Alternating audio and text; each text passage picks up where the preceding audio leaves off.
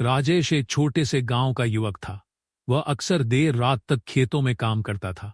एक रात जब वह अपने घर लौट रहा था तो घना अंधेरा था।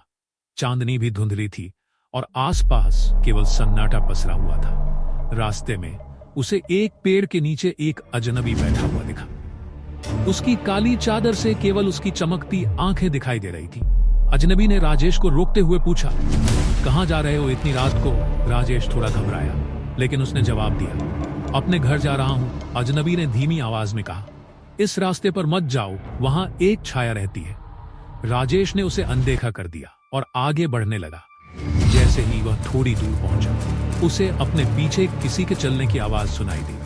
जब उसने पीछे मुड़कर देखा तो वहां कोई नहीं था। वह तेजी से घर की ओर भागने लगा, लेकिन रास्ते में उसे महसूस हुआ कि कोई उसके ठीक पीछे दौड़ रहा है। जब उसने दूसरी बार मुड़कर देखा तो वही अजनबी काली चादर में लिपटा हुआ उसकी ओर बढ़ रहा था। उसकी आंखें अब और भी डरावनी लग रही थी। राजेश ने पूरी ताकत से दौड़ लगाई और जैसे तैसे अपने घर पहुंचा, लेकिन जब उसने दरवाजा बंद करने के लिए पीछे देखा तो वह अजनबी ठीक दरवाजे पर खड़ा था। उसने धीमे स्वर में कहा, मैंने तो तुम्हें रोका था, मैंने तो तुम्हें रोका था।